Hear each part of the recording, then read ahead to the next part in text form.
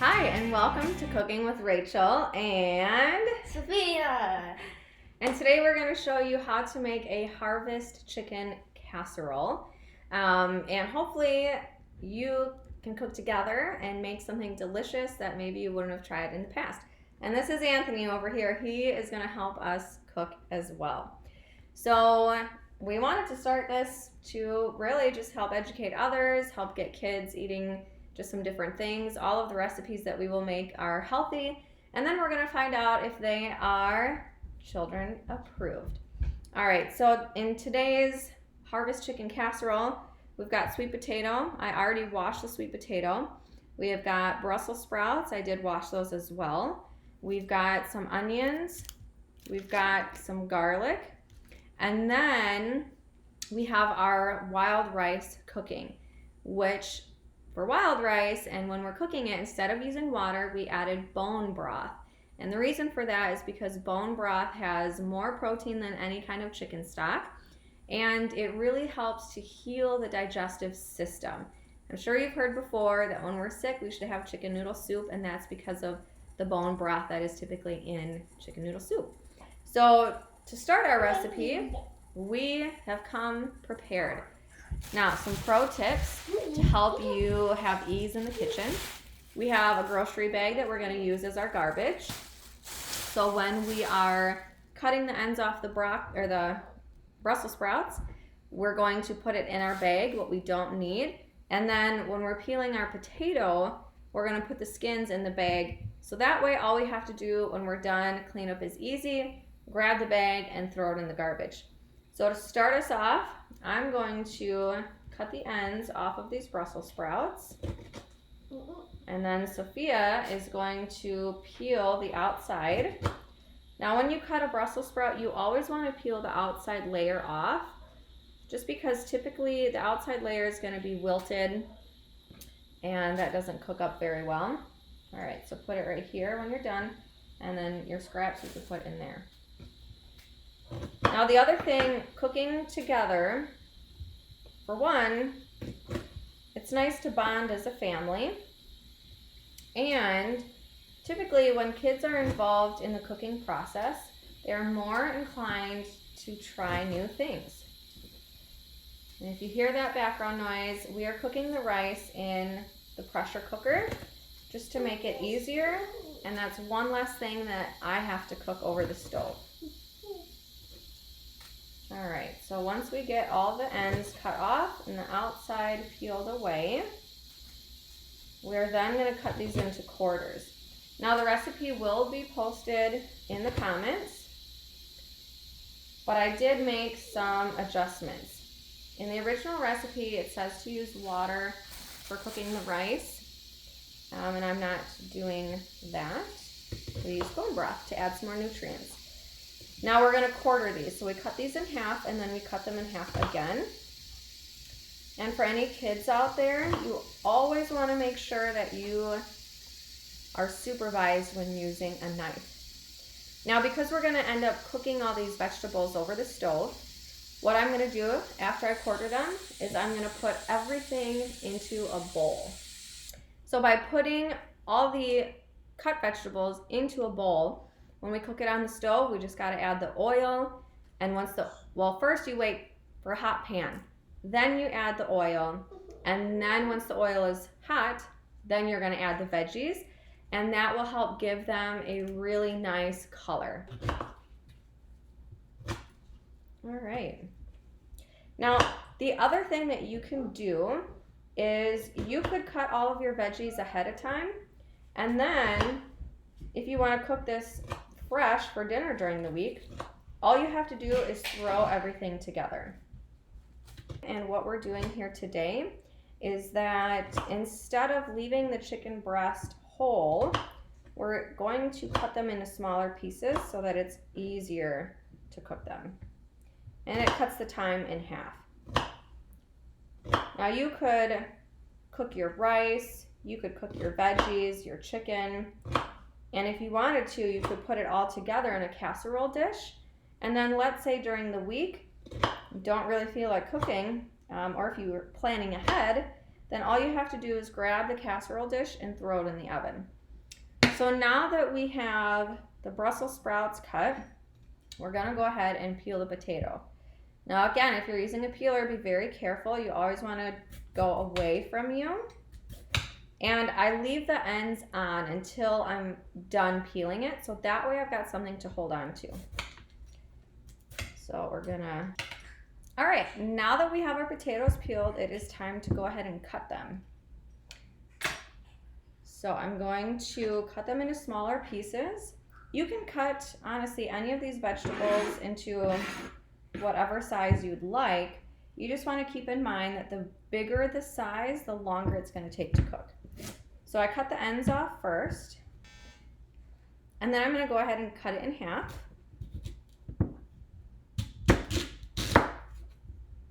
And then I'm going to cut it in half again. Okay, and now it's simply just cutting them into smaller pieces. And when you're using a knife, you don't want to have a sawing motion that's very dangerous.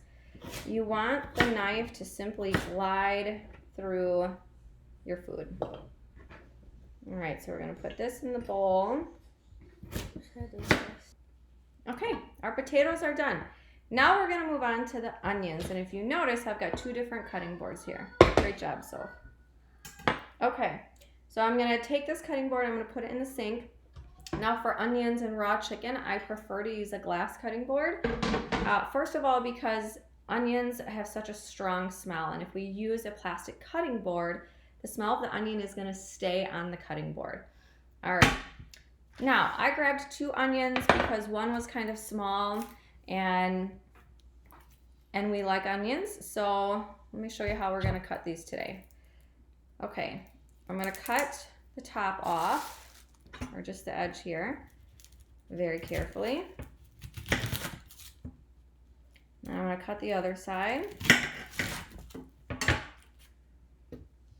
I'm going to cut it in half. And then I'm going to take the outside of it off because it makes it so much easier. So we're just going to take the one layer off. Now the nice thing about onions is if there's any spots that don't look that great, like this brown spot here, you can just cut it right off. And you can still use the rest of the onion. All right, now comes the fun of chopping the onion.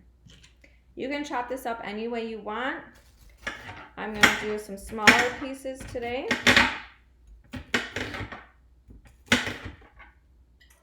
Now, a lot of the foods that we're cooking today have a lot of nutrients. Now, as a dietitian, of course, I'm going to tell you that, but the bone broth is so healing for the body.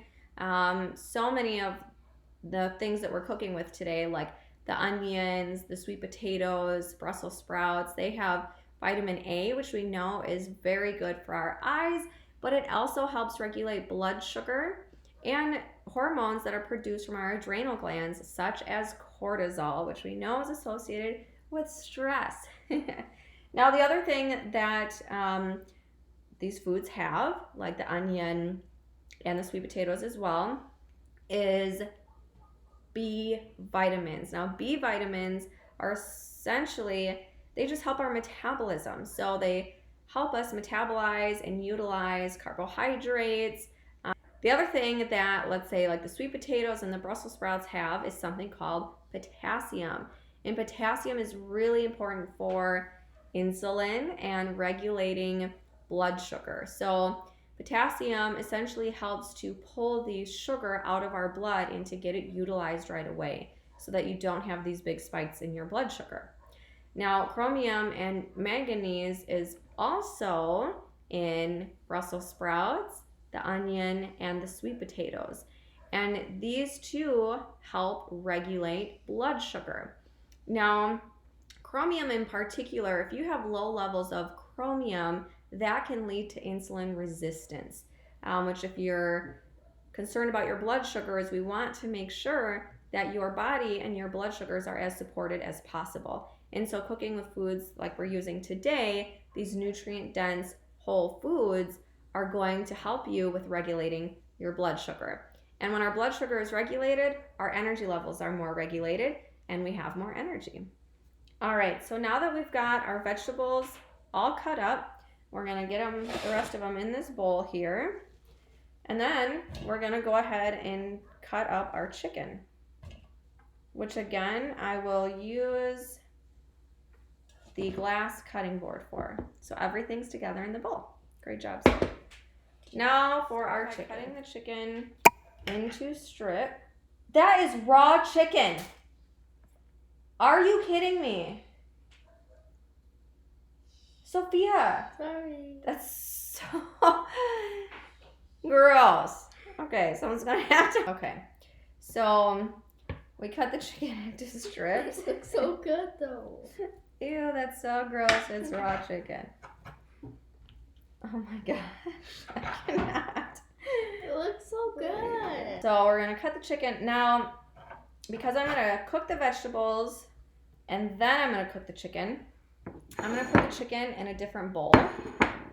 So that way, once the veggies cook, then I'll throw the chicken and cook that into the same skillet. Chicken is a really great source of protein. It's more of a lean protein. Offers a lot of benefits as well. And two, protein helps keep us full and it helps slow digestion, which is why it helps keep us full. You always want to be careful when you're cutting chicken because it's slimy and slippery. Okay, all of our chicken is cut up. Our veggies are cut up. It's time to get this cooked. Now, the other thing that we did to work ahead is we've already taken our casserole dish and we've sprayed Pam in it. Our rice is cooking. Now we just got to cook the veggies and the chicken and throw everything together with the seasonings. Now, if you do this ahead of time, like I said, you could cook everything, you could throw it together in the casserole dish, keep it in the refrigerator until you want to cook it. The recommended cooking time on this recipe is 15 to 18 minutes. So if you do end up prepping ahead, leaving it in the refrigerator, and then you plan to cook it for dinner, I would say to cook it closer to 20 to 25 minutes. All right, we can't forget about our garlic. So you can get garlic cloves, you can get pre-minced garlic, whatever is easiest for you. I got pre-peeled garlic cloves, and all I'm gonna do is chop it up. I'm gonna cut the ends off. I really like adding a lot of garlic to my dishes because garlic is amazing anti-inflammatory, also very healing to the intestines. And so the more garlic you can tolerate, it will do your body good, I promise. So just cut the ends off. Now that I'm done with the garlic, I'm just gonna put it in a small bowl and leave it off to the side so that way I can add it towards the end of cooking. And the reason for this is that garlic can be very sensitive in the sense that if you add it to a hot pan and it cooks too fast, it'll burn and it just can destroy the dish. So if you add it towards the end of cooking, that will decrease the chance of you burning it or overcooking it and having a horrible taste in your dish. To get everything cooked, let's find out if it is kid approved. Sophia's a really good eater. She loves all these ingredients, right, babe? Mm-hmm. Yeah. What's your favorite ingredient that we're using right now? I would say, I'll throw a question because I love all this. If it was up to her, we'd probably have a bunch of mushrooms in it. But the other thing too is you can start with a dish like this and you can create it how you want to. You can add any kind of vegetable in here. It's not going to hurt anything. It's just going to add more nutrients to it. Now we also, towards the end of our cooking, we're going to sprinkle craisins and sliced almonds onto it. Now almonds are amazing because they're a really good source of healthy fat, and healthy fats are important for hormone production. And so they're also very good just for our brains and overall health. So we're really packing a lot of nutrients into this one. Now we're gonna squeeze a little bit of oil in here. And I can tell that it's hot because do you see how the oil is instantly moving all over? That's what we want. We're gonna move that around a second. Okay, and we're gonna add all of our veggies in there. And you hear that noise right there? You want it to sizzle. That means the pan is nice and hot, and that's how you're gonna get that great color on it. I don't see it. Okay, so now we're gonna add some of our seasonings. We've got ground thyme. Ground thyme. The recipe called to use thyme leaves, but I'm just gonna use ground thyme to make life easier. Yeah. Sprinkle some of that. Next, we got our paprika. Paprika. We're gonna sprinkle that. Mom is sprinkle that too. And then the recipe calls for cumin, but we're gonna use some celery seed just to add some flavor, and no one in this house likes anything spicy. So just a light sprinkle of that. Now we're gonna let it cook for about 5 to 10 minutes. Go ahead and give it a stir. Anthony's gonna show us how to stir it. Oh, a nice little stir. Okay. Then we're gonna take our bone broth. We're gonna add that in there. We're gonna bring it to a simmer and cover it for 5 minutes. All right, now that this is done, we're going to go ahead and I'm just gonna put it right into the casserole dish, kind of spreading it out. And then we're gonna move on to cooking the chicken. All right, done. All right, let's flip our chicken. Getting that nice color on the back of it here.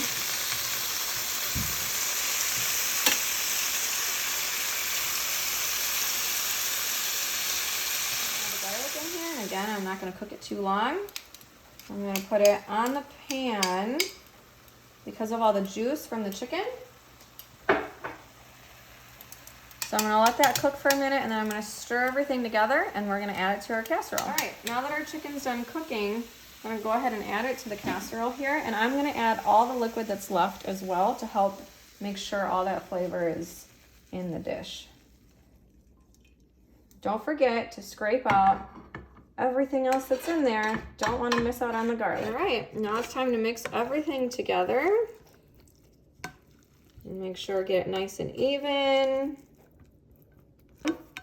We're going to go ahead and add our cranberries.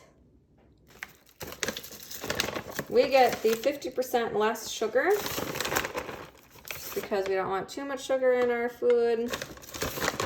We're going to go ahead and sprinkle it on, and you can add as much or as little as you would like. We got a sweet tooth in this house, so that looks good. Okay, now for our sliced almonds, which are a really great source of healthy fat. We're gonna go ahead and sprinkle these over the top. Just a little bit. Looks great. Now it's time to put it in the oven.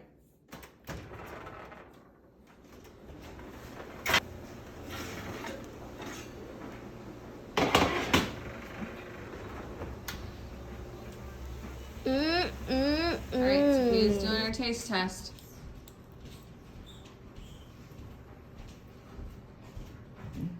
How do you like it? 10 out of 10. 10 out of 10. Winner, winner, chicken dinner. Thanks for cooking this Harvest Chicken Casserole with us today. Like and subscribe. And let us know in the comments, what recipe do you think we should try out next?